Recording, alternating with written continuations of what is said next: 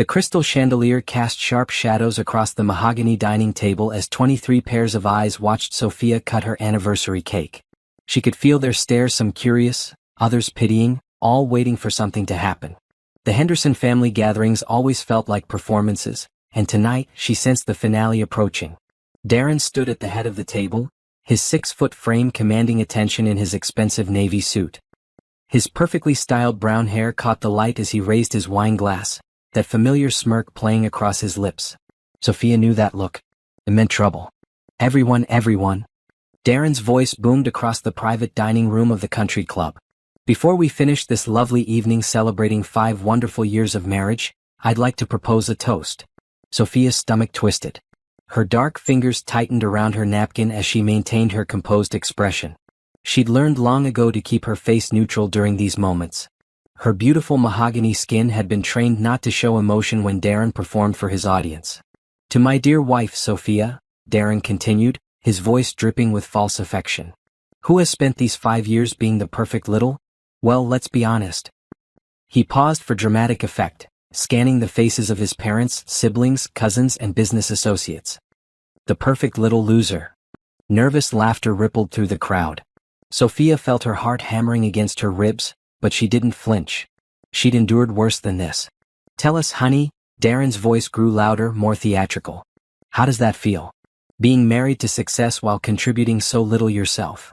The laughter grew bolder now. Darren's mother, Patricia, actually giggled behind her jeweled hand. His brother James snorted into his wine. Even some of their so-called friends joined in, their voices creating a chorus of cruelty that filled the elegant room. Sophia looked around the table slowly, taking in each face. These people had eaten at her table, accepted her hospitality, smiled to her face for years. Now they laughed at her humiliation as if it were dinner entertainment. She thought about the envelope hidden in her purse. The divorce papers. The bank statements.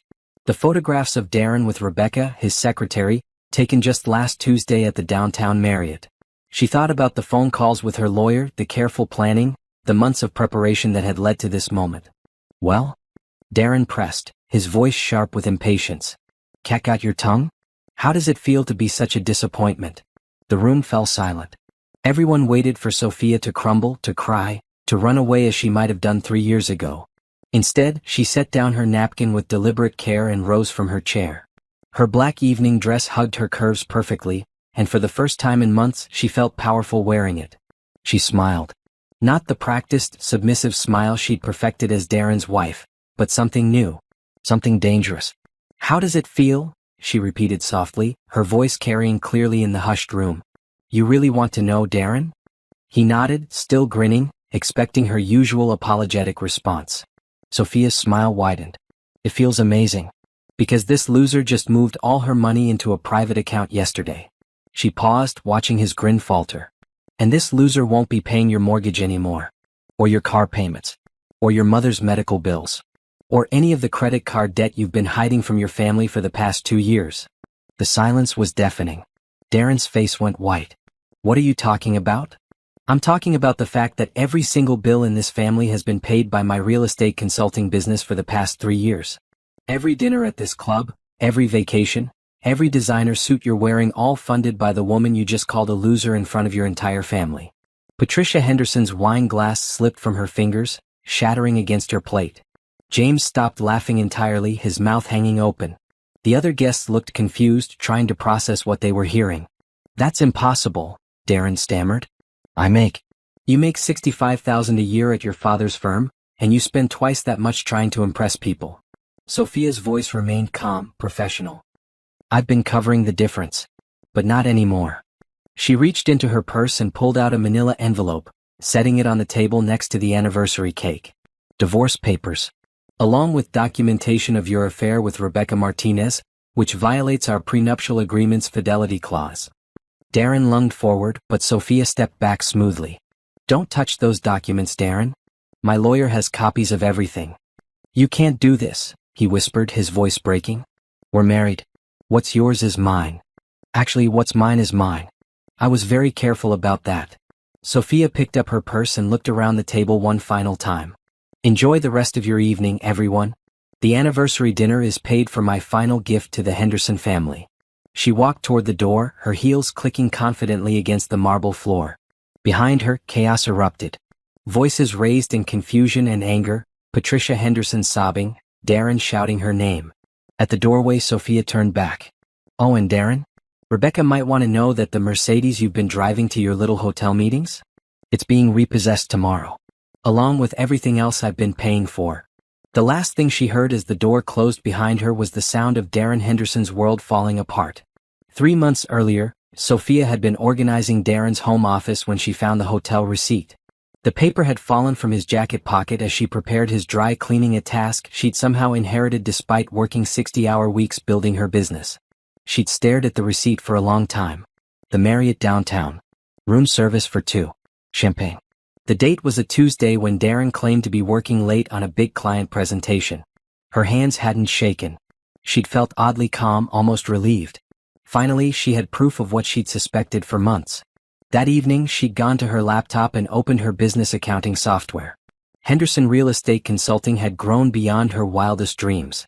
What started as a side project helping friends buy their first homes had evolved into a full-service consultancy working with major developers across 3 states. The numbers told a story she'd been avoiding. In the past year alone, she'd earned $450,000. Darren's salary at his father's architectural firm was $65,000, and that was only because his father couldn't bring himself to fire his own son for chronic underperformance. She'd scrolled through their joint checking account, watching the pattern emerge. Her deposits. Her money paying for everything: the house, both cars, insurance, utilities, groceries, even Patricia Henderson's expensive medications for her diabetes. Sophia had been so focused on building her business and maintaining peace in her marriage that she'd never stopped to calculate how much she was actually carrying. The realization hit her like ice water. She wasn't just married to a cheater, she was married to a financial parasite. That night, she'd lain in bed listening to Darren's satisfied snoring and made a decision. She would not confront him immediately. She would not cry or beg or demand explanations. Instead, she would plan. The next morning, she called her college roommate Lisa, who now worked as a forensic accountant. "I need to understand exactly where my money has been going for the past 5 years, Sophia had said during their coffee meeting. "And I need to understand it in a way that will hold up in court." Lisa had looked concerned. "Sophia, what's going on?" "I'm getting divorced. I just haven't told my husband yet." Working with Lisa, Sophia had spent weeks uncovering the full scope of Darren's financial dependence. He'd maxed out 3 credit cards she didn't know about, all in his name but with her as an authorized user, making her technically responsible for the debt. He'd borrowed money from his brother James, supposedly for business investments that never materialized. He'd even convinced his parents to co-sign a loan for what he claimed was office equipment, but the money had actually gone toward a weekend trip to Vegas with Rebecca.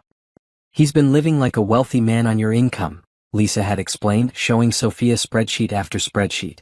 "Classic financial abuse. He's isolated you from your own finances by making you feel responsible for supporting everyone." "I didn't even realize," Sophia had admitted. "It happened so gradually. That's how it works. He probably started small, asking you to cover dinner because he forgot his wallet, having you pay for groceries because it was more convenient. Then bigger things.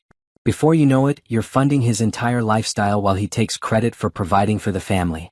Sophia had thought about their early dating days. Darren had seemed charming, ambitious. He talked about building an architectural empire, designing skyscrapers, changing city skylines. She'd been so impressed by his confidence, his big dreams. But the dreams had never translated into action. While Sophia worked evenings and weekends building her client base, Darren socialized at the country club, played golf with potential clients who never materialized, and spent long lunches complaining about his father's old-fashioned business practices. "What about the prenup?" Lisa had asked. Sophia had pulled out the document she'd barely read before signing. They'd been so in love then, or so she'd thought. The prenup seemed like a formality, something Darren's family lawyer insisted on. Reading it now with clear eyes, she'd seen how carefully it was crafted. Her business assets were protected, but any debts incurred during the marriage would be considered joint responsibility unless she could prove fraud or infidelity. "The affair evidence will be crucial," Lisa had said. "Without it, you could be stuck paying off his credit cards and that loan to his parents." So Sophia had hired a private investigator. The photos and documentation arrived within 2 weeks. Darren and Rebecca holding hands as they left the hotel. Kissing in his car outside expensive restaurants. Text messages the investigator had obtained through legal channels, full of romantic promises and complaints about Sophia being too focused on work. The most damaging evidence was a recorded conversation where Darren told Rebecca he was planning to divorce Sophia, once I figure out how to get half her business. He'd laughed about how naive Sophia was, how easy it had been to let her pay for everything while he saved his own money for their future together. Sophia had listened to that recording 3 times, each playback strengthening her resolve. He hadn't just cheated on her body, he'd cheated on her trust, her love, her financial security. He'd planned to steal half of everything she'd built and give it to another woman. That night, she'd opened a new bank account at a different institution. Over the following weeks, she'd quietly moved her business income into the new account, leaving just enough in their joint checking to cover immediate household expenses. She'd also started documenting everything. Every bill she paid, every expense Darren incurred, every lie he told about working late. She'd created a detailed financial record that would show exactly how much she'd contributed to their marriage versus how much he'd taken.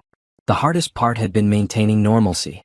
Continuing to smile at family dinners, listening to Patricia Henderson praise Darren's success, pretending not to notice when he came home late smelling like Rebecca's perfume. But every fake smile, every swallowed insult, every moment of pretending had been building toward tonight. Toward the look of absolute shock on Darren's face when he realized his perfectly controlled wife had been planning his destruction for months. As Sophia had walked away from that anniversary dinner, she'd felt lighter than she had in years. Phase 1 was complete. Now the real work would begin. The morning after the anniversary dinner, Sophia woke up in her downtown hotel suite feeling more refreshed than she had in months. Sunlight streamed through the floor-to-ceiling windows, illuminating the city skyline she'd helped shape through her real estate work. For the first time in years, she'd slept through the night without worry. Her phone had been buzzing since 6 a.m. with missed calls from Darren, his family, and several mutual friends who'd witnessed the previous evening's explosion. She ignored them all and focused on her morning routine: coffee, yoga, and reviewing her schedule for what would be one of the most important days of her life.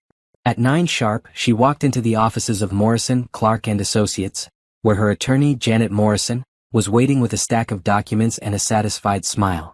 "I have to say, Sophia, that was quite a performance last night," Janet said, gesturing for her to sit in the leather chair across from her massive oak desk. "My phone started ringing at 11 p.m. with calls from other attorneys. Word travels fast in this city's legal community." Janet was a formidable woman in her 50s, with silver hair and sharp blue eyes that missed nothing. She'd built her practice representing high-net-worth individuals in complex divorces, and she'd taken Sophia's case personally after hearing about Darren's financial manipulation. "How bad is the fallout?" Sophia asked, accepting the cup of tea Janet's assistant offered. "For him? Catastrophic. I've already received 3 calls this morning from creditors who heard about the separation. Apparently, Darren's been telling people for months that his wealthy wife would cover any payment issues. Now they're all demanding immediate payment." Janet spread several documents across her desk. "The beauty of your approach is that you documented everything. Every payment you made, every bill you covered, every lie he told about his income. This isn't just a divorce, it's a case study in financial fraud." Sophia studied the papers. Bank statements, credit reports, business records, all painting a clear picture of Darren's deception. "What about his claim on my business assets?" "Completely invalid. Your prenuptial agreement specifically protects any business you owned before marriage or developed independently during marriage. Since Henderson Real Estate Consulting was registered in your name alone and you can prove you built it without his financial contribution, he has no claim whatsoever." This was the result of careful planning that had started 5 years ago. Even in the early happy days of their marriage, Sophia had been smart enough to maintain her business independence. Every client contract, every payment, every business expense had been carefully documented and kept separate from their personal finances. "In fact," Janet continued, "given the evidence of his infidelity and financial fraud, we can argue that he owes you restitution for the money you spent supporting his lifestyle under false pretenses." The phone rang and Janet's assistant announced that Detective Rivera from the Financial Crimes Unit was on the line. Janet had mentioned involving law enforcement, but Sophia hadn't expected it to happen so quickly. "Detective, thank you for calling back," Janet said, activating the speakerphone. "As I mentioned, we have extensive documentation of what appears to be financial fraud within a marriage." Detective Rivera's voice was professional and thorough. "Mrs. Henderson, I've reviewed the preliminary evidence your attorney provided. The pattern of deception regarding income, the unauthorized use of your credit for personal expenses, and the documented plan to fraudulently claim business assets could constitute several felonies. Sophia felt a chill. She'd wanted justice, but the possibility of criminal charges against Darren hadn't fully registered until now. What happens next? She asked. We'll need you to come in and provide a full statement. Bring all your documentation, bank records, business files, any communications where he misrepresented his financial situation to creditors or family members. If we can establish a pattern of deliberate fraud, we can pursue charges. After the call ended, Janet leaned back in her chair. You don't have to pursue criminal charges, Sophia. The civil divorce case alone will protect your assets and financial future. Sophia thought about the past 5 years. The countless times she'd worked late to earn money that went straight to covering Darren's expensive tastes. The family gatherings where she was treated as decoration while her earnings paid for everyone's meals. The nights she'd fallen asleep over her laptop, building a business that funded her husband's affair. I want to pursue every option, she said firmly. Not out of spite, but because other women need to know this behavior has consequences. Janet smiled approvingly. In that case, let's talk about the immediate practical matters. Where are you staying? The hotel downtown for now. I can't go back to the house until we sort out the legal separation of assets. Actually, you can. It's your house too, and you've been paying the mortgage. But I understand wanting space during this process. Janet made a note on her legal pad. What about your business operations? This was where Sophia felt most confident. Everything's running smoothly. My assistant, Carol, has been handling day-to-day operations while I dealt with the divorce preparation. I have 3 major projects launching next month that will bring in another $200,000 in revenue. Excellent. The stronger your business position, the more it emphasizes how unnecessary Darren was to your success. Janet gathered the documents. Now let's discuss timeline. I'm filing the divorce petition this afternoon. Service of papers will happen tomorrow. Given the evidence we have, I expect his attorney will advise him to settle quickly rather than risk the public scrutiny of a contested divorce. Sophia's phone buzzed with another call from Darren. The 13th one that morning. Should I talk to him? Absolutely not. All communication goes through me now. That's crucial for protecting your legal position. Janet stood and walked to her window overlooking the city's business district. Sophia, I want you to understand something. What you've accomplished here, building a successful business while maintaining detailed financial records and preparing a legally bulletproof exit strategy, this is extraordinary. Most people in your situation react emotionally and make mistakes that cost them dearly. I had good teachers, Sophia replied, thinking of her grandmother who'd raised her after her parents died. My grandmother always said that the best revenge is success, but the smartest revenge is prepared success. Janet laughed. Your grandmother sounds like she would have made an excellent attorney. As Sophia left the law office, she felt the weight of the past months lifting from her shoulders. The careful planning, the secret meetings, the constant vigilance to maintain her cover while building her case, all of it had been worth it. Her phone rang as she reached her car. Carol's name appeared on the screen. Sophia.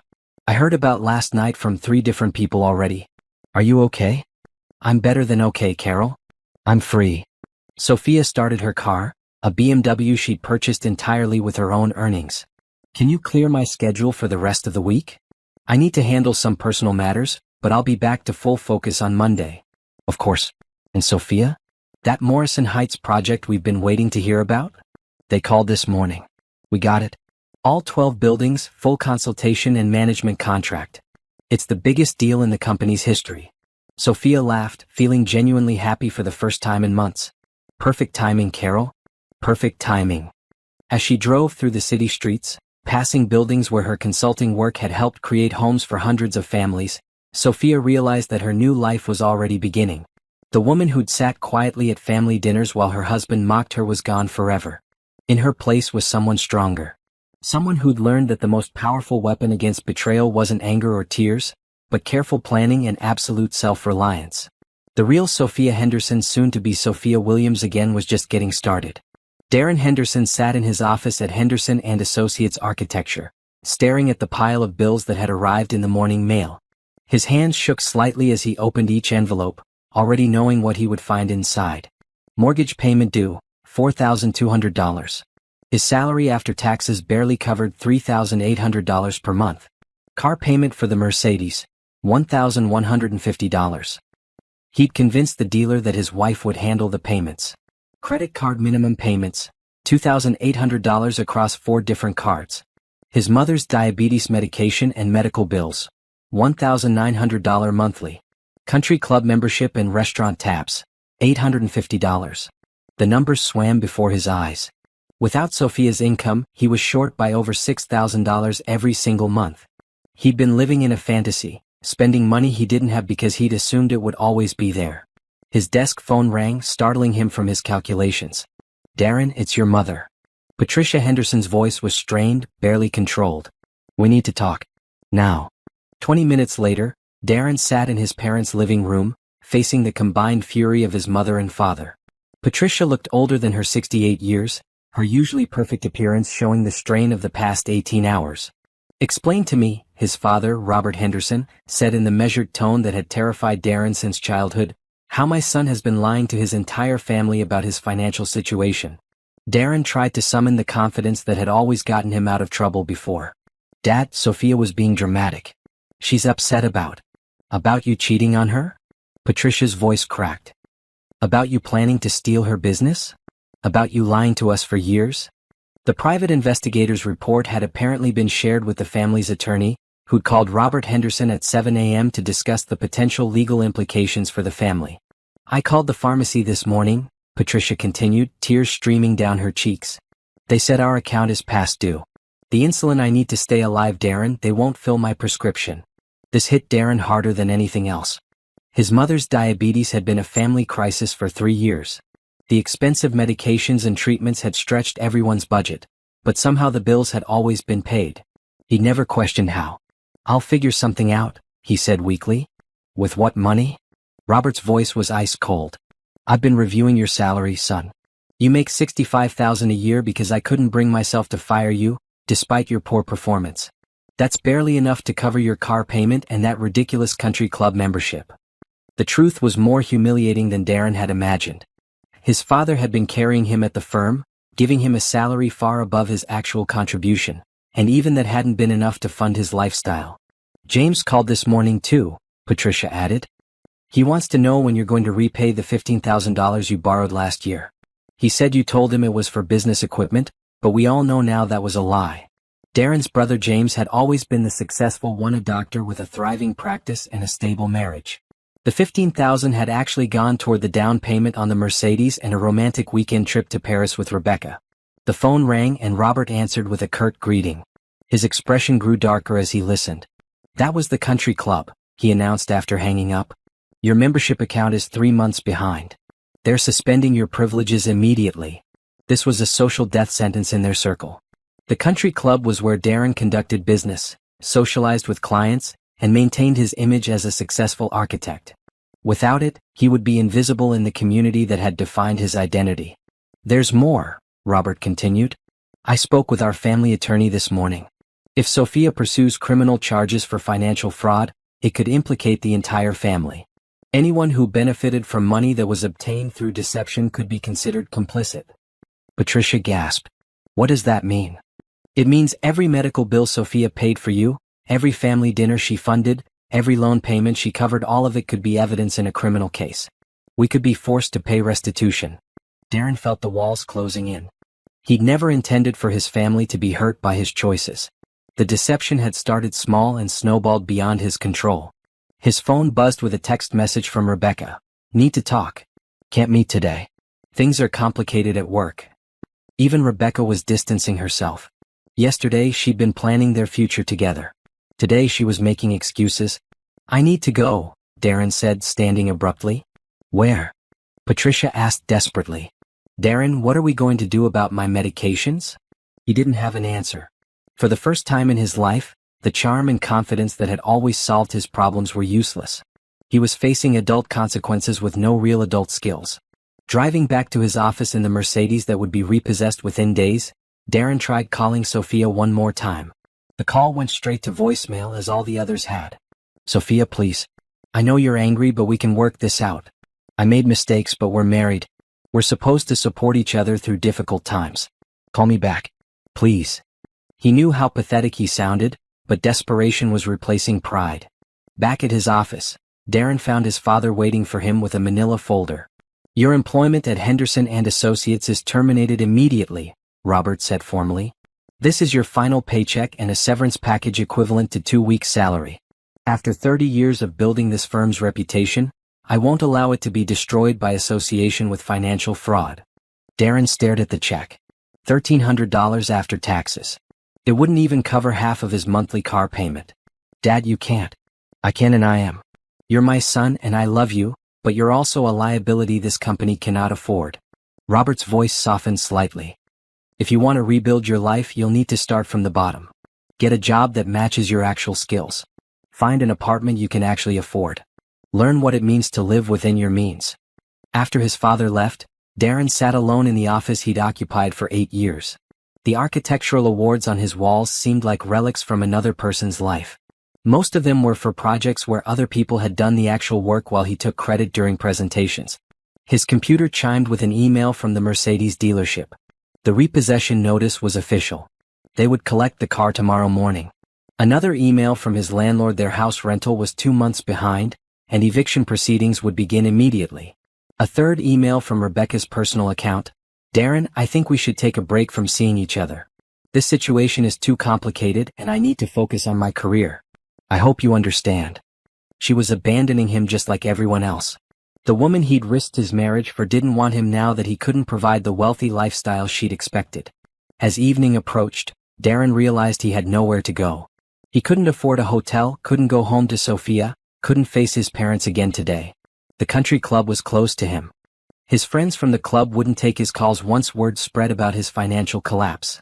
He drove the Mercedes one last time to the parking garage of a downtown office building and sat in the darkness, trying to understand how completely his life had fallen apart in less than 24 hours. His phone showed 17 missed calls from various creditors, 3 voicemails from collection agencies, and 1 text from his brother James. "Dad told me what happened. You need professional help, Darren. This isn't just about money. Call me when you're ready to be honest about everything." For the first time since the anniversary dinner, Darren began to cry. Not from anger or frustration, but from the crushing realization that Sophia had been right about everything.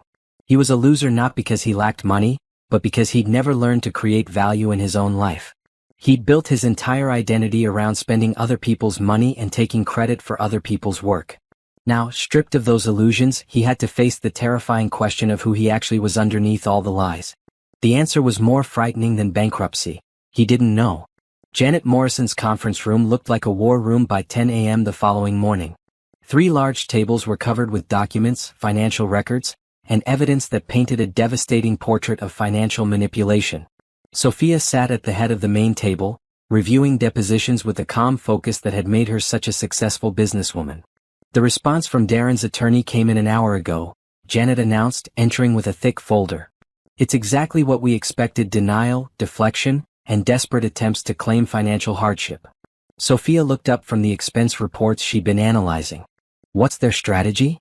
"They're claiming that the marriage was a true partnership where both parties contributed according to their abilities. They're arguing that your business success was partially due to the emotional and social support Darren provided." Janet couldn't hide her skeptical tone. "They're also claiming that your public humiliation of him at the anniversary dinner constitutes emotional distress worthy of compensation." "Emotional distress?" Sophia almost laughed. "He cheated on me, stole from me, and mocked me in front of his entire family. But somehow I caused him emotional distress. It's a standard desperate play. When you have no real legal ground to stand on, you attack the other party's character and hope something sticks." Janet spread out several documents. "But here's why it won't work. We have documentation of every single financial transaction for the past 5 years. Every dollar you earned, every bill you paid, every lie he told to creditors about his income." The evidence was overwhelming. Sophia had been meticulous in her record-keeping, partially from her business training and partially from an intuitive sense that she might need protection someday. Bank statements showed her business income being deposited and immediately transferred to cover household expenses. Credit card statements revealed charges for expensive dinners and hotels on days when Darren claimed to be working late. Phone records documented lengthy calls to Rebecca during business hours when he was supposedly meeting with clients. "The private investigator's report is particularly damaging," Janet continued, opening another folder. Not only do we have photographic evidence of the affair, but we have recorded conversations where Darren explicitly discusses his plan to divorce you and claim half your business assets. Sophia had listened to those recordings only once. Hearing Darren laugh about her naivety, describing her as too focused on work to notice what's really going on, had been more painful than discovering the affair itself. The betrayal of trust was complete. What about his claim that he contributed to my business success? Janet smiled grimly. We have your business formation documents, all filed before your marriage. We have your client contracts, all negotiated and signed by you personally. We have your tax returns showing business income that was never commingled with his personal finances until it reached your joint household account. She gestured to a stack of papers. Most importantly, we have testimony from your business clients. This had been Janet's most brilliant strategic move. She'd interviewed 12 of Sophia's major clients, asking them to describe their professional relationship with Henderson Real Estate Consulting. Every single one had confirmed that they worked exclusively with Sophia, that Darren had never been involved in any business discussions, and that many of them had never even met him. Mrs. Patricia Williams from the Morrison Heights Development Project was particularly clear, Janet read from her notes. She said, I've worked with Sophia for 3 years on multiple projects worth millions of dollars. I didn't even know she was married until I saw her wedding ring. Her husband has never been mentioned in any professional context. The phone rang, and Janet's assistant announced that Detective Rivera was ready for their conference call about the criminal investigation. Mrs. Henderson, Detective Rivera's voice came through the speakerphone. I've completed my review of the financial evidence you provided. We have sufficient documentation to pursue charges of wire fraud, identity theft, and financial exploitation. Sophia felt a mix of satisfaction and sadness. She'd never wanted to destroy Darren, but his actions had left her no choice. The most serious charge involves the unauthorized use of your credit and business reputation to secure loans and credit lines, the detective continued. We found evidence that he used your business name and financial information to guarantee debts without your knowledge or consent. This was news to Sophia. What kind of debts? A business loan for $50,000, supposedly for office equipment for Henderson Real Estate Consulting. The money was actually used to pay off his personal credit cards and fund the European trip he took with his girlfriend last fall. Sophia's blood ran cold. She remembered that trip Darren had claimed it was a business conference in London. She'd even helped him prepare his presentation materials, never suspecting he was actually planning a romantic getaway with Rebecca. There's also evidence of tax fraud, Detective Rivera added. He claimed business deductions on joint tax returns for expenses that were purely personal, using your business as justification. Janet made notes as the detective spoke. What's the timeline for charges? If Mrs. Henderson decides to proceed, we can file charges within the week. Given the amount of money involved and the sophisticated nature of the deception, he's looking at potential federal charges as well as state charges. After the call ended, Sophia stared out the conference room window at the city skyline. Somewhere out there, Darren was probably scrambling to find a lawyer, making desperate calls to family and friends, realizing that his carefully constructed life was collapsing completely. You don't have to pursue criminal charges, Janet reminded her gently. The civil case will protect your assets and give you a clean divorce. Criminal charges will destroy him completely. Sophia thought about the question she'd been wrestling with for weeks. Did she want justice or revenge? Was there a difference? I keep thinking about other women, she said finally. What if Rebecca wasn't his first affair? What if this pattern of financial manipulation isn't new? What if there are other victims we don't know about? Janet nodded approvingly. That's exactly the right way to think about it. This isn't about punishment, it's about accountability. The door opened and Janet's assistant entered with an urgent expression. I'm sorry to interrupt, but we have a problem. Darren Henderson is in the lobby demanding to speak with Sophia. Security is with him, but he's causing a scene. Sophia's first instinct was fear, but it quickly transformed into anger. Even now, facing the consequences of his actions, Darren was trying to control the situation through intimidation and public pressure. Call the police, Janet instructed her assistant. He's violating the no-contact provision of the temporary restraining order. Wait, Sophia said, standing up. Let me see him. Absolutely not. That's exactly what he's hoping for. I don't mean talk to him. I mean let me see him. Sophia walked to the window that overlooked the building's lobby. 4 floors down, she could see Darren pacing frantically, gesticulating at the security guards. His expensive suit was wrinkled, his usually perfect hair disheveled. He looked like a man on the edge of a complete breakdown. "He looks desperate," she observed. "Desperate men make dangerous decisions," Janet warned. "This is why we have restraining orders." As they watched, police officers entered the lobby. Darren's body language shifted from aggressive to pleading. He was probably trying to charm his way out of trouble, using the same manipulative techniques that had worked on Sophia for years. It wasn't working. The officers were escorting him out of the building, and even from 4 floors up, Sophia could see the moment when Darren realized his old tactics were powerless. "That's the man I married," she said quietly. "Someone who thought charm and manipulation could solve any problem. I spent 5 years making excuses for him, enabling him, believing that love meant accepting his failures and covering for his mistakes." Janet joined her at the window. "What changed?" "I did. I built something real with my business. I created actual value in the world. And when I compared that to what he was doing, taking credit for other people's work, spending other people's money, lying to everyone including himself, I realized I'd been living with a stranger." Her phone buzzed with a text from an unknown number. "Sophia, this is Rebecca. Can we talk? There are things about Darren you need to know." Sophia showed the message to Janet, who immediately looked suspicious. "Don't respond. This could be a setup either from Darren or his attorney. Or it could be exactly what it appears to be," Sophia replied.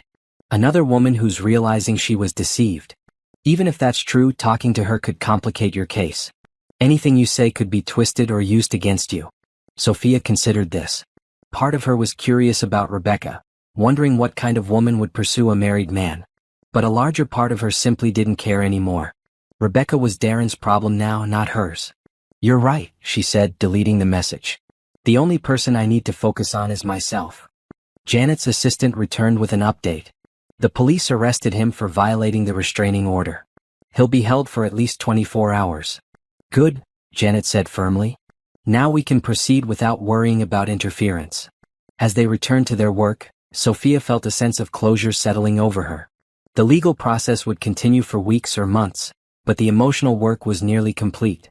She documented the truth, protected her assets, and exposed Darren's deception. Most importantly, she'd reclaimed her own power. The woman who'd sat quietly at anniversary dinners while her husband mocked her was gone forever. In her place was someone who understood that respect wasn't something you could ask for, it was something you had to command through your actions, your choices, and your refusal to accept anything less than you deserved. The phone rang again. This time it was Carol calling from the office. "Sophia, I have amazing news. The Patterson Group wants to hire us for their entire Southeast expansion. It's a 2-year contract worth over $1 million. They specifically requested you personally because of your reputation for integrity and results." Sophia smiled, feeling genuinely happy for the first time in months. While Darren's world was collapsing under the weight of his lies, her world was expanding because she'd built it on truth. "Schedule the meeting for next week," she told Carol. "I'll be ready." She was more than ready. She was free. 2 weeks after his arrest, Darren Henderson sat in a cramped studio apartment above a convenience store, surrounded by the remnants of his former life. The space smelled like stale cigarettes and industrial carpet cleaner, a far cry from the luxury home he'd shared with Sophia or even his childhood bedroom in his parents' mansion. The morning sun filtered through dirty blinds, highlighting the stack of legal documents that had become his daily reading material. Divorce papers, criminal charges, civil lawsuits, bankruptcy filings, each document represented another piece of his old life being systematically dismantled. His phone had been disconnected 3 days ago when he couldn't make the payment. The laptop he'd used for work had been repossessed along with everything else of value. Even his clothes were mostly borrowed from his brother James, who'd taken pity on him enough to provide basic necessities while maintaining careful emotional distance. A knock at the door interrupted his brooding. Darren opened it to find Rebecca Martinez standing in the hallway, looking uncomfortable and overdressed for the shabby surroundings. "Hello, Darren," she said formally, her voice lacking any of the warmth it had carried during their affair. He invited her in, pathetically grateful for any human contact. She perched on the edge of his second-hand couch, careful not to touch anything unnecessarily. "I came to tell you something important," Rebecca began, avoiding eye contact. "I've been offered a position with another firm. I'm leaving Henderson and Associates." Darren felt a flicker of his old confidence. "That's great, Rebecca. We can start fresh somewhere new. Build something together." She looked at him with something approaching pity. "No, Darren. We can't. There is no we anymore. The words hit him like physical blows. Rebecca had been his fantasy escape from reality, the promise of a different life where he could be the successful man he'd always pretended to be. But we talked about this, he said desperately. After the divorce, we were going to what? Live on your $65,000 salary? Except you don't even have that anymore. Rebecca stood up, smoothing her designer skirt. Darren, I thought you were successful. I thought you had money. I thought you could provide the kind of life I wanted. The brutal honesty was almost refreshing after years of manipulation and lies. I can rebuild, he offered weakly. Start over. Prove myself. With what? You have no real skills. You've never actually accomplished anything on your own. Everything you had came from your wife or your father, and now they're both done with you. Rebecca walked to the window and looked out at the parking lot where his repossessed Mercedes used to sit. Do you want to know something? I've been thinking about Sophia a lot lately. About how she built that business from nothing, how she was supporting everyone around her while being treated like she didn't matter. Darren felt sick. Rebecca, don't. She's remarkable, Darren. And you threw her away for someone like me, someone who was only interested in what you could buy for her. Rebecca turned back to face him. The difference is I'm honest about being shallow. You convinced yourself you deserved more than you earned. After she left, Darren slumped on his couch and tried to process the complete dissolution of his support system. His parents had cut off all financial assistance. His brother maintained minimal contact purely out of family obligation. His former friends from the country club avoided his calls. His business associates had distanced themselves to protect their own reputations. The most devastating blow had come the previous week when his mother's health took a serious turn. Without her medications, Patricia Henderson's diabetes had spiraled out of control, leading to a hospitalization that the family couldn't afford. The medical bills were mounting, and Darren knew he was directly responsible for his mother's suffering. He tried to visit her in the hospital, but his father had him escorted out by security. The shame was unbearable, his own father treating him like a dangerous stranger. His public defender, an overworked attorney named Thompson, had explained the criminal charges in terms that made Darren's situation clear. Wire fraud, identity theft, and financial exploitation were serious federal crimes. Even if he avoided prison time, he would be a convicted felon with no realistic prospect of rebuilding his career in architecture. Your best option is a plea agreement, Thompson had explained during their brief consultation. Full restitution to your ex-wife, community service, probation, and permanent surrender of any claim to her business assets. The restitution amount was staggering, over $300,000, representing everything Sophia had paid to support his lifestyle during their marriage. It was money he would never have, creating a debt that would follow him for the rest of his life. Darren walked to his bathroom mirror and stared at his reflection. At 35, he looked older than his father. Stress had carved lines around his eyes, and his skin had the gray pallor of someone who rarely left his apartment. The confident, charming man who'd swept Sophia off her feet was gone, replaced by someone hollow and desperate. His phone, a cheap prepaid model James had bought for him, buzzed with a text from his brother. Dad had another heart episode today. Mom's condition is worsening. You need to face reality about what your choices have cost this family. The text included a photo from the hospital. His parents looked aged and broken, holding hands in Patricia's hospital bed while machines monitored her vital signs. The medical equipment that was keeping his mother alive was equipment the family couldn't afford, creating debt that would destroy their retirement savings. Darren realized he'd been thinking about his situation in purely personal terms: his lost lifestyle, his ruined reputation, his legal troubles. But the consequences extended far beyond his own comfort. His lies and financial manipulation had created a cascade of damage affecting everyone who'd trusted him. He thought about Sophia, probably working in her beautiful downtown office, managing million-dollar projects and building something meaningful. While he'd been focused on maintaining appearances and living beyond his means, she'd been creating actual value in the world.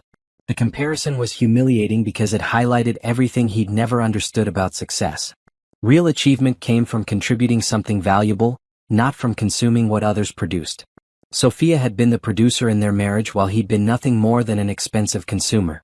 That evening, Darren made a decision that surprised him with its clarity. He called his public defender and agreed to accept the plea agreement without negotiation. Full restitution, community service, probation, and complete surrender of any claims against Sophia's business. Are you sure? Thompson asked. We could try to negotiate better terms. I'm sure, Darren said. I've taken enough from that woman. It's time to stop. It wasn't redemption that would require actually rebuilding his life and proving he could contribute something positive to the world. But it was the first honest decision he'd made in years. As he hung up the phone, Darren felt something he hadn't experienced since the anniversary dinner. A moment of genuine clarity about who he really was and what he'd done. It was painful, but it was real. The fantasy version of himself, the successful architect, the charming husband, the worthy man, was finally dead. What emerged from its ashes would depend entirely on whether he could learn to build something authentic from the ground up. For the first time in his adult life, Darren Henderson was completely alone with the truth about himself. And that, terrifying as it was, might be the only foundation solid enough to support whatever came next. 6 months later, on a crisp autumn morning, Sophia Williams stood in the lobby of the downtown courthouse, adjusting her tailored navy blazer and reviewing the final legal documents that would officially end her marriage. The name change back to her maiden name had already been processed. She was no longer Sophia Henderson, an identity that had never truly fit her anyway. Janet Morrison approached with a satisfied expression and a leather portfolio containing the signed divorce decree. "It's official," Janet announced. "The marriage is dissolved, all assets have been properly divided, and Darren has formally relinquished any claim to your business or personal property." Sophia felt lighter, as if a weight she'd carried for years had finally been lifted. What about the criminal case? Plea agreement finalized yesterday. 3 years probation, community service, and full restitution. He'll be making payments to you for the next 15 years to cover everything he took. Janet's expression grew more serious. "There's something else." He asked his attorney to pass along a message. Sophia raised an eyebrow. They'd maintained complete no contact for 6 months, all communication flowing through their respective lawyers. He wanted to apologize. Not for legal reasons, the settlement is already finalized, but because he said he finally understands what he did to you. Janet handed her a sealed envelope. His attorney assured me this isn't an attempt at manipulation or reconciliation. Read it when you're ready or don't read it at all. Your choice. Sophia tucked the envelope into her purse without opening it. Some conversations belonged to the past, and she was focused entirely on the future. Her phone chimed with a text from Carol. "The Patterson Group project just won the Regional Development Award. You're being featured in Business Weekly as Consultant of the Year. Congratulations, boss." This was the life Sophia had been building while married to Darren, though she'd been too distracted by his chaos to fully appreciate her own success. Henderson Real Estate Consulting, which she was renaming Williams Property Solutions, had grown into one of the most respected firms in the region. Her client base had expanded to include major developers across 5 states, and her reputation for integrity and results had made her the go-to consultant for high-profile projects. "I have more good news," Janet continued as they walked toward the courthouse exit. "The Davidson family called my office this morning. They want to personally thank you for refusing to work with them on that shopping center project." Sophia remembered the Davidsons, a wealthy family with a history of exploiting low-income communities through predatory development practices. They'd offered her a massive contract to help them acquire property in a predominantly African-American neighborhood, planning to displace longtime residents for a luxury shopping complex. Apparently, your refusal to take their money inspired other consultants to decline as well. The project collapsed, and the community organization was able to purchase the properties themselves for affordable housing development. This was exactly the kind of impact Sophia wanted her business to have. Success meant more than just earning money, it meant using her position to create positive change in communities that looked like the one where she'd grown up. As they reached the courthouse steps, Sophia spotted a familiar figure sitting on a bench across the street. Robert Henderson, Darren's father, looked older and more fragile than she remembered. He was watching the courthouse entrance, and when he saw her, he stood and walked over. "Sophia," he said formally, removing his hat. "I wondered if I might have a word with you." Janet immediately moved closer, ready to intervene, but Sophia nodded her consent. "I came to apologize," Robert continued, his voice heavy with regret, "for the way my family treated you. For the things we said and the assumptions we made. We were wrong about everything." Sophia studied his face, seeing genuine remorse rather than the arrogance that had characterized most of her interactions with the Henderson family. "I've spent the past 6 months thinking about the dinner where this all came out," Robert continued. "Watching my son humiliate you in front of everyone while you've been quietly supporting our entire family. The shame of it. Patricia and I don't sleep well anymore." "How is Patricia?" Sophia asked, genuinely concerned despite everything that had happened. "Stable thanks to you. The restitution payments Darren is making, we're using them to cover her medical expenses. It's the least we can do since it's your money anyway. Robert's voice broke. Slightly. You saved my wife's life, Sophia. Even after we treated you terribly, you're still taking care of us. This wasn't exactly accurate. The restitution was court-ordered compensation for financial fraud, not charity, but Sophia understood what Robert was trying to express. Where is Darren now? She asked. Working at a small accounting firm downtown. Entry-level position, $12 an hour. He's living in a studio apartment and taking the bus to work. Robert paused. He's completely different now. Quiet. Humble. Probably for the first time in his life, he's living within his actual means. Sophia felt no satisfaction from this information, only a sense of closure. Darren's downfall hadn't been her goal, protecting herself had been the goal. His consequences were simply the natural result of his choices. I hope he finds peace, she said sincerely. Robert smiled sadly. You're a remarkable woman, Sophia. My son never deserved you, but I'm grateful you were part of our family, even briefly. After he left, Sophia and Janet walked to the parking garage where Sophia's new car waited, a sleek black Tesla she'd purchased entirely with her own earnings. How do you feel? Janet asked as they reached the car. Sophia considered the question. 6 months ago she'd felt angry, betrayed, and determined to seek justice. Today she felt peaceful. Free, she said finally. For the first time in years, every decision I make is purely my own. Every dollar I earn goes toward goals I choose. Every relationship in my life is based on mutual respect rather than financial dependence. Janet smiled. And what's next for the newly single Sophia Williams? Dinner with my grandmother tonight. She's flying in to celebrate. Tomorrow, I'm touring potential office spaces for the company expansion. Next week, I'm meeting with investors about franchising the business model. Sophia started her car, enjoying the quiet hum of the electric engine. And next month I'm taking my first real vacation in 5 years. 2 weeks in Greece, completely unplugged from work. Alone? Sophia thought about Thomas Mitchell, the architect she'd been seeing for the past 2 months. He was everything Darren hadn't been: self-made, honest about his finances, genuinely interested in her thoughts and opinions rather than just her income. Their relationship was developing slowly, built on friendship and mutual respect rather than financial interdependence. Maybe not alone, she admitted with a smile. As she drove through the city toward her office, Sophia reflected on the lessons of the past year. The most important discovery wasn't about Darren's deception or her own financial success, it was about the power of absolute honesty with herself. 4 years she'd made excuses for Darren's failures, convinced herself that love meant accepting someone's weaknesses, and prioritized keeping peace over demanding respect. The woman who'd sat quietly at anniversary dinners while her husband mocked her had been complicit in her own diminishment. But that woman was gone. In her place was someone who understood that true partnership meant finding someone who enhanced your life rather than consuming it. Someone who knew that respect wasn't something you could negotiate or earn through sacrifice, it was something you commanded through your actions and refused to live without. The phone rang as she pulled into her office parking garage. Thomas's name appeared on the screen. How did it go today? His warm voice filled the car. It's over, Sophia said, surprising herself with how good those words felt. Officially, legally, completely over. Congratulations. Are you ready for the celebration dinner I promised you? Sophia laughed, feeling genuinely happy for the first time in longer than she could remember. I'm ready for everything, Thomas. Absolutely everything. As she walked into her office building, passing the directory that would soon read Williams Property Solutions, instead of Henderson Real Estate Consulting, Sophia Williams felt the full power of a life lived entirely on her own terms. The best revenge, as her grandmother had always said, was success. But the sweetest victory was the freedom to define success for herself. 1 year after the divorce, Sophia Williams stood in the floor-to-ceiling windows of her new office suite, watching the sunrise paint the city skyline in shades of gold and pink.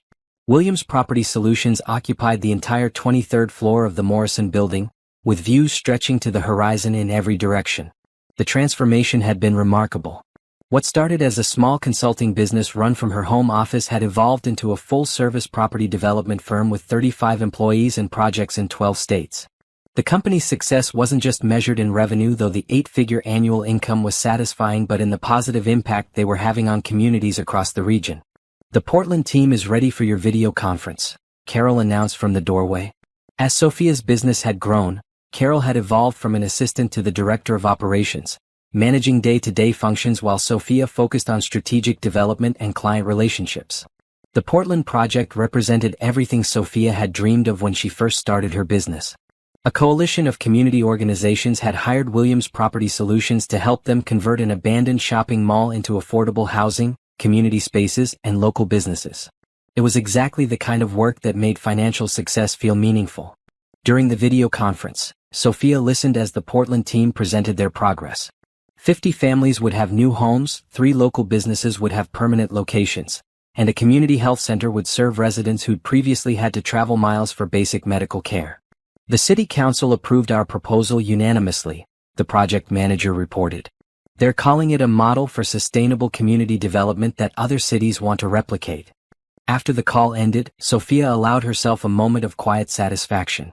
This was what she'd been building toward success that extended beyond personal achievement to create lasting positive change. Her phone chimed with a text from Thomas. "Lunch at 1? I have news about the Seattle project." Thomas Mitchell had become more than just the architect partnering with her on various developments. Over the past 8 months, their professional collaboration had grown into a personal relationship based on mutual respect, shared values, and genuine compatibility. Unlike her marriage to Darren, this relationship enhanced both their careers rather than creating conflict between professional and personal goals. At lunch, Thomas spread architectural drawings across their table at a quiet downtown restaurant. His dark eyes were bright with excitement as he explained his latest design concepts. "The Seattle waterfront development could be our most ambitious project yet," he said, pointing to detailed sketches. "Mixed-income housing, commercial spaces, public parks, and a community college extension campus. It's everything we've talked about: profitable development that actually improves people's lives." Sophia studied the drawings, impressed by Thomas's ability to create beautiful spaces that served practical community needs. This was another difference between him and Darren.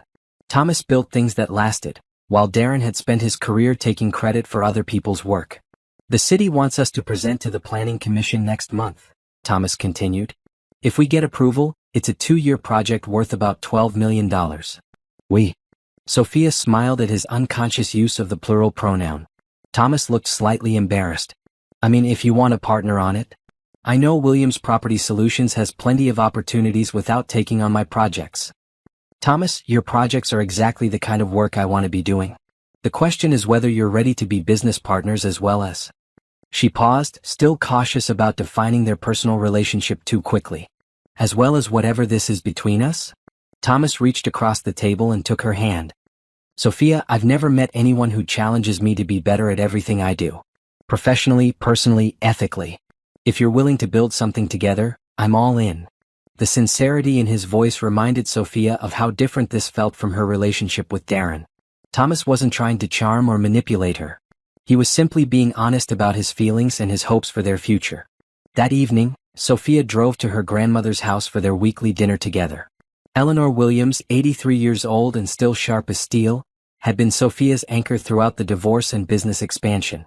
"You look happy, baby girl," Eleanor observed as they sat on her front porch after dinner, watching neighborhood children play in the street. "Truly happy, not just successful." "I'm happy, Grandma. For the first time in years, I feel like I'm living my actual life instead of trying to fit into someone else's expectations." Eleanor nodded approvingly. "That Henderson boy never deserved you. But I'm glad he showed his true colors before you wasted any more years on him." They sat in comfortable silence for a while, listening to the sounds of the neighborhood where Sophia had grown up. This was the community that had shaped her values: working-class families who understood that success meant lifting others up, not stepping on them. "I've been thinking about something," Sophia said eventually. "Starting a foundation. Using some of the business profits to provide low-interest loans for first-time homebuyers in underserved communities." Eleanor's face lit up.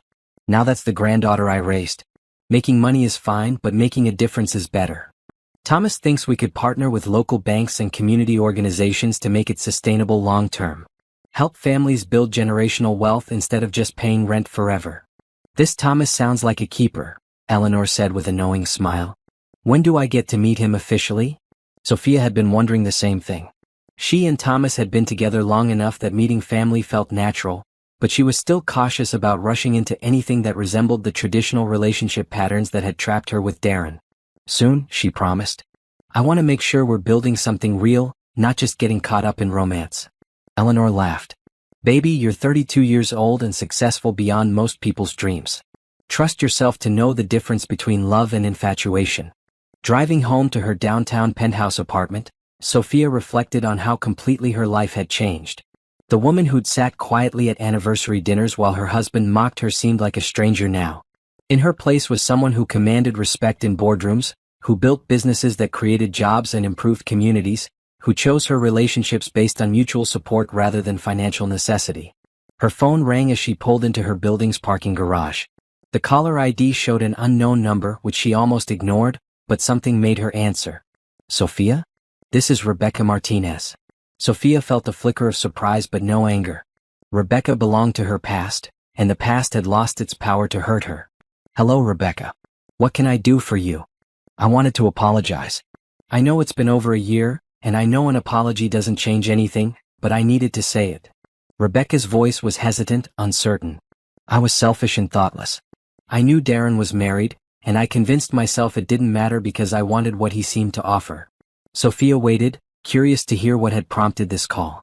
I've been seeing a therapist, Rebecca continued, trying to understand why I make such destructive choices in relationships. She helped me realize that I owed you an apology, not for Darren's sake, but for my own. I appreciate that, Rebecca. But you don't owe me anything. Darren made his choices and you made yours. I'm responsible for my choices, which ultimately led me to a much better life. That's what I heard. I read about your business in the newspaper. You're doing amazing things. There was genuine admiration in Rebecca's voice, which surprised Sophia. She'd expected defensiveness or jealousy, not respect. Thank you. I hope you're finding what you're looking for too. After the call ended, Sophia realized she felt nothing but mild sympathy for Rebecca. The anger, betrayal, and pain that had once consumed her thoughts were completely gone, replaced by focus on the future she was building. As she settled into her apartment, a space she designed entirely to her own tastes, filled with art from local artists and furniture chosen for comfort rather than status, Sophia opened her laptop to review plans for the foundation she wanted to establish. The Williams Family Foundation would focus on homeownership assistance, small business loans for women entrepreneurs, and educational scholarships for first-generation college students. It would be funded by her business success but designed to create opportunities for others to build their own success. This was what freedom looked like, the power to choose how to spend her time, her money, and her energy based on her own values and goals. No one else's expectations, no one else's limitations, no one else's definition of what her life should be. As she worked late into the evening, designing a future that excited her more than any past she could imagine, Sophia Williams understood that the best revenge truly was success, but the greatest victory was the freedom to define success entirely for herself. 2 years after the anniversary dinner that changed everything, Sophia Williams walked into the grand ballroom of the Riverside Hotel for the annual Regional Development Awards ceremony. She wore a stunning emerald green dress that highlighted her natural beauty and confidence, her hair styled in an elegant updo that showcased the diamond earrings Thomas had given her for their 1-year anniversary. Williams Property Solutions had been nominated for 3 awards that evening: Sustainable Development Project of the Year, Community Impact Award, and Developer of the Year. The recognition felt surreal to someone who'd once been dismissed as a loser by her own husband in front of his entire family.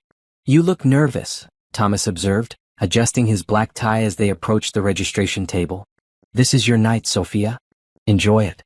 She smiled at him, still amazed by how different it felt to have a partner who celebrated her success rather than feeling threatened by it. Thomas had been nominated for an Architectural Design Award for his work on their Seattle waterfront project, and they'd spent the afternoon playfully arguing about whose speech would be better if they won. Sophia Williams. She turned to see Margaret Patterson, the developer who'd hired her for the Morrison Heights project that had launched her business into the major leagues. Margaret was approaching with a broad smile and another woman Sophia didn't recognize. Margaret, wonderful to see you, Sophia replied, accepting a warm hug. I want you to meet Jennifer Davidson, Margaret continued. She's been following your work since the Morrison Heights project. Sophia recognized the name immediately. Jennifer Davidson was part of the Davidson family, the developers she'd refused to work with on their exploitative shopping center project 2 years ago. Her decision to decline their lucrative contract had cost her business significantly in the short term but had ultimately led to better opportunities with ethical clients. Ms. Williams, Jennifer said, extending her hand, I wanted to personally thank you for refusing to work with my family's company. This was unexpected. Sophia had assumed the Davidsons would view her decision as sanctimonious or financially naive. That refusal changed everything for us, Jennifer continued. When someone of your reputation declined to take our money, it forced us to examine why. We realized we'd been approaching development as pure profit extraction rather than community building. Margaret nodded approvingly. The Davidson Group has completely restructured their approach. They're now focusing on affordable housing and community-centered development. We've actually been hoping to discuss potential collaboration with Williams Property Solutions, Jennifer added. We have a project in Detroit that could benefit from your expertise in community-focused development. As they discussed the potential partnership, Sophia felt a deep satisfaction that had nothing to do with money. Her decision to prioritize ethics over profit had not only protected her integrity but had influenced other developers to reconsider their practices. This was the kind of impact she dreamed of having. The conversation was interrupted by a commotion near the ballroom entrance. Sophia looked over to see a familiar figure being questioned by hotel security. Darren Henderson, wearing an ill-fitting suit that had clearly been purchased from a discount store, was arguing with the security guards who were checking guest credentials. "I'm supposed to be here," Darren was saying, his voice carrying the desperate edge Sophia remembered from their final confrontations. "I work for Morrison & Associates. We're a sponsor." Thomas followed her gaze and immediately stepped closer protectively. "Do you want to leave?" "No," Sophia said calmly. "This is my night. He doesn't get to diminish it." She watched as the security guards escorted Darren away from the main entrance. He looked older, thinner, and completely defeated. The confident swagger that had once defined his personality was gone, replaced by the hunched shoulders and darting eyes of someone who'd learned to expect rejection. Margaret and Jennifer had noticed the disturbance as well. "Isn't that your ex-husband?" Margaret asked quietly. "Former husband," Sophia corrected. "That part of my life is completely finished." As they moved into the ballroom, Sophia spotted several other familiar faces from her past. Patricia and Robert Henderson were seated at a table near the back, both looking significantly older than she remembered. Patricia caught her eye and offered a small, apologetic wave, which Sophia acknowledged with a polite nod. The evening proceeded beautifully. Williams Property Solutions won all 3 awards they'd been nominated for, and Thomas won the Architectural Design Award for the Seattle project. When Sophia took the stage to accept the Developer of the Year award, she looked out at an audience filled with colleagues, clients, and friends who respected her professional achievements. 2 years ago, she began, her voice carrying clearly through the ballroom sound system. "I learned that success isn't about how much money you spend or how impressive you look to others. Real success is about creating value for your clients, your community, and yourself." She paused, catching sight of Darren lingering near the service entrance, apparently having convinced someone to let him observe from the back of the room. "The projects we celebrate tonight represent more than profitable development. They represent families who have homes, communities that have gathering spaces, and neighborhoods that have economic opportunities. When we build with integrity and purpose, everyone benefits." The applause was thunderous.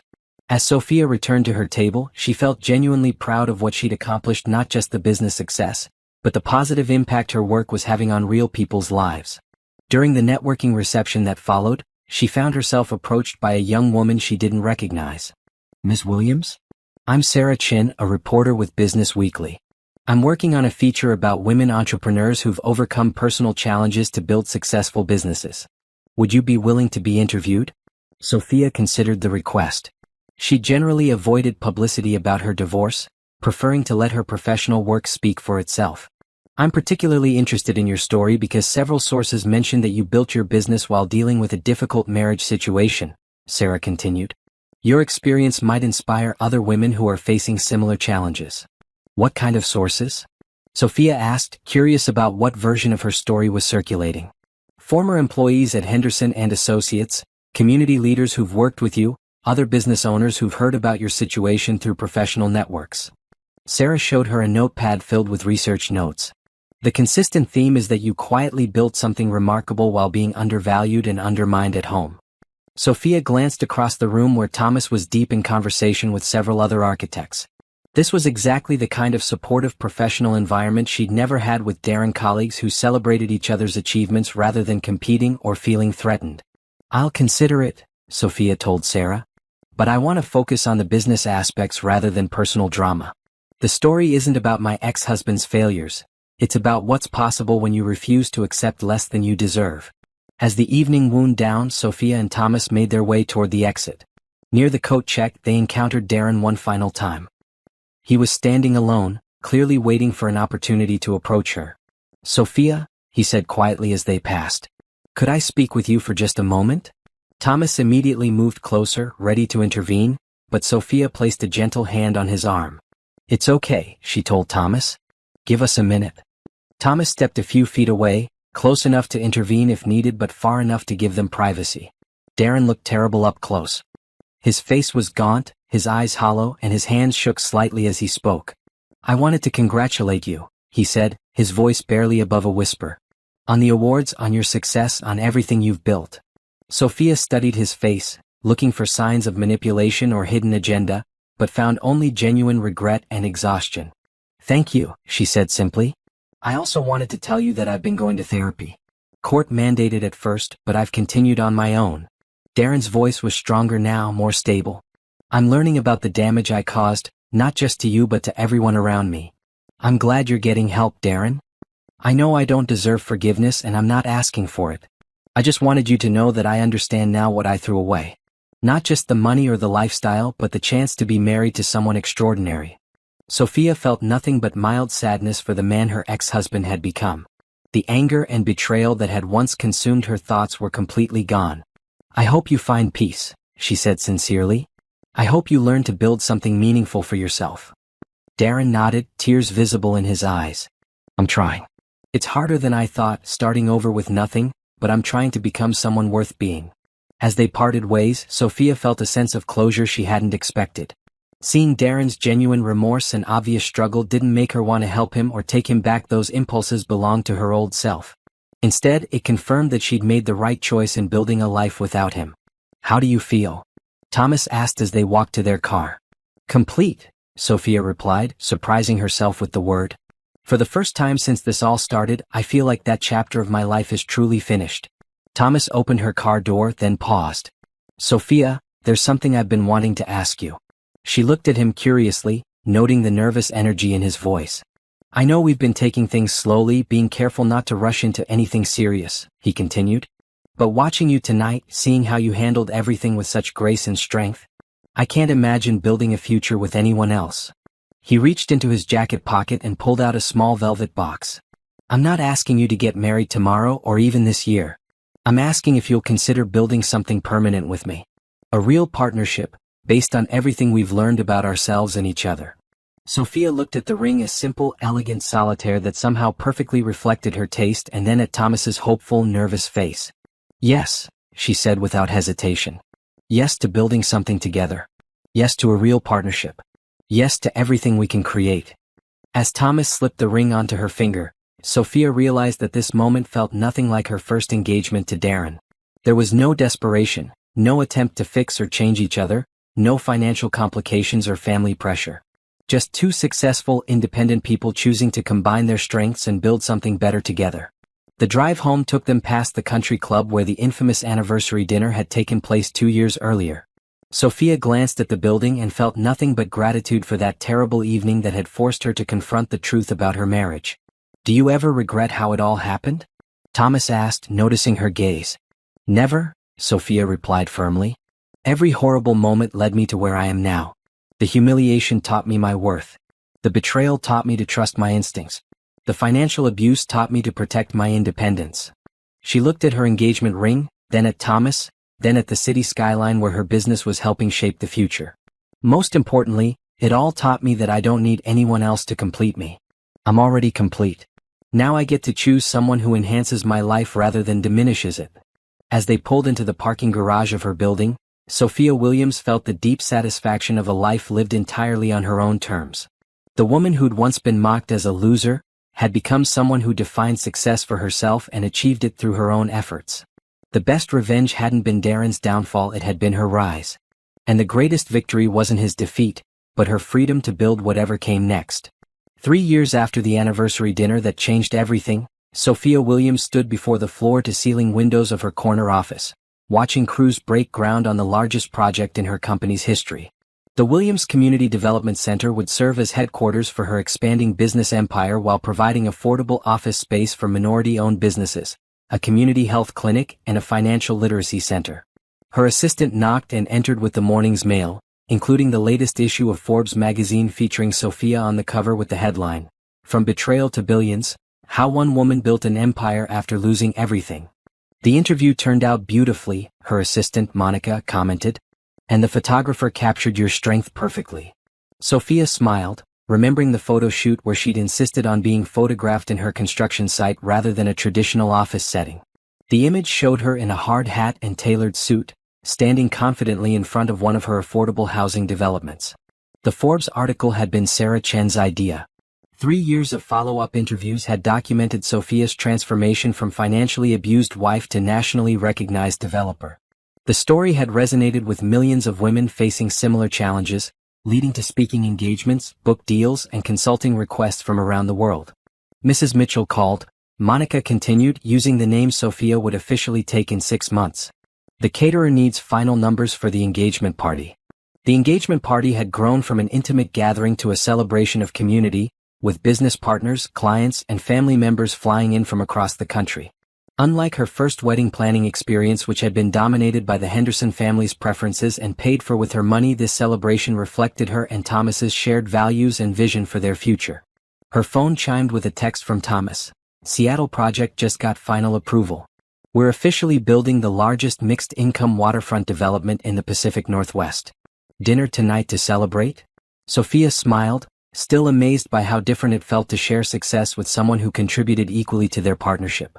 Thomas had left his previous firm to become co-founder of Mitchell Williams Development, and their professional collaboration had proven as successful as their personal relationship. Monica, please reschedule my 3 p.m. meeting, Sophia said. I want to visit the Morrison Heights project before the ribbon-cutting ceremony tomorrow. The drive to Morrison Heights took her through neighborhoods where Williams Property Solutions had completed dozens of projects over the past 3 years. Single-family homes, small business districts, community centers, each development designed to strengthen rather than displace existing communities. At Morrison Heights, she parked her Tesla and walked through the complex that had launched her into the major leagues of development. The project housed 200 families, included a community college satellite campus, and featured a business incubator that had launched over 40 successful enterprises. Ms. Williams. She turned to see Maria Santos, one of the first residents of Morrison Heights, approaching with her teenage daughter. Isabella just got accepted to State University with a full scholarship, Maria announced proudly. She wants to study architecture and work for your company someday. Sophia hugged Isabella, remembering her own dreams at that age. We'll have an internship waiting for you whenever you're ready. As she toured the complex, Sophia reflected on how completely her definition of success had evolved. The numbers were impressive. Williams Property Solutions was now valued at over $50 million, but the real satisfaction came from stories like Isabella's, families building generational wealth, communities thriving rather than merely surviving. Her phone rang as she returned to her car. The caller ID showed a number she hadn't seen in over 2 years, Darren Henderson. She almost declined the call, but curiosity made her answer. Hello, Darren. Sophia, I hope I'm not bothering you. I know we haven't spoken since the award ceremony. His voice sounded different, more mature, less desperate than their last conversation. What can I do for you? I wanted to tell you that I saw the Forbes article. I'm proud of you. Not in a possessive way, he added quickly, but genuinely happy for your success. Sophia waited, sensing there was more to this call. I also wanted to let you know that I'm getting married next month. To someone I met in my therapy group. Her name is Lisa, and she's nothing like you, but she's good for me. This was unexpected news, but Sophia felt only mild interest rather than any emotional reaction. I'm glad you found someone who makes you happy, Darren. We're both pretty broken people, he continued with a self-awareness that would have been impossible during their marriage. But we're working on ourselves together. It's not glamorous or exciting, but it's honest. That sounds healthy. I'm calling because I wanted to apologize one more time, but also to thank you. If you hadn't exposed my lies and forced me to face consequences, I would never have gotten the help I needed. I would have kept destroying everyone around me. Sophia considered this perspective. She'd never thought of her actions as helping Darren, only protecting herself, but perhaps accountability had been exactly what he'd needed. I hope your marriage is built on honesty and mutual respect, she said sincerely. It is. We both know what it's like to lose everything because of our own poor choices. Neither of us wants to go through that again. After the call ended, Sophia realized she felt nothing but indifference toward her former husband's life. The anger, hurt, and betrayal that had once consumed her thoughts were completely gone, replaced by focus on her own future and the people who mattered to her now. That evening, she met Thomas at their favorite restaurant to celebrate the Seattle approval. The space was intimate and unpretentious, chosen for its excellent food rather than its ability to impress others. Another difference from her relationship with Darren. I have news too, Sophia announced over dessert. The Williams Foundation received approval for tax-exempt status. We can officially start providing homeownership loans next month. Thomas raised his wine glass. To the Williams Foundation, which is going to change thousands of lives. To the Mitchell-Williams Development Company, which is going to prove that profitable development and community benefit aren't mutually exclusive. As they toasted their shared future, Sophia reflected on the journey that had brought her to this moment. The woman who'd sat quietly at anniversary dinners while her husband mocked her seemed like a character from someone else's story. I got another call today, she told Thomas. From a television producer who wants to turn my story into a movie. Thomas laughed. Let me guess they want to focus on the dramatic confrontation with Darren rather than the business success that followed. Exactly. They keep asking about revenge and getting even, but that was never what this was about. What was it about? Sophia considered the question, thinking about all the women who'd reached out after reading her interviews, sharing their own stories of financial abuse and lost identity within relationships. Self-rescue, she said finally. Learning that no one else can save you, but also that you're more capable of saving yourself than you ever imagined.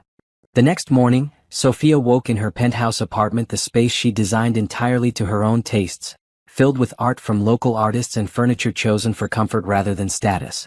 Sunlight streamed through the windows, illuminating the city where her work was creating homes for hundreds of families and opportunities for dozens of businesses.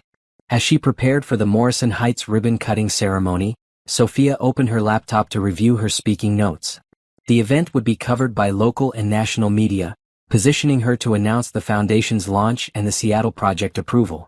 Her email contained the usual mix of business communications, interview requests, and partnership proposals.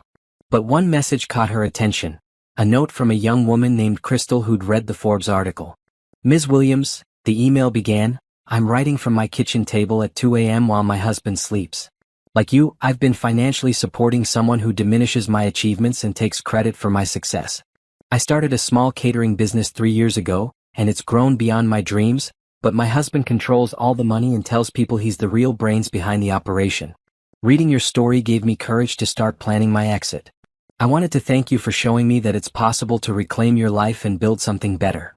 Sophia forwarded the email to Monica with instructions to connect Crystal with the Williams Foundation's new small business support program.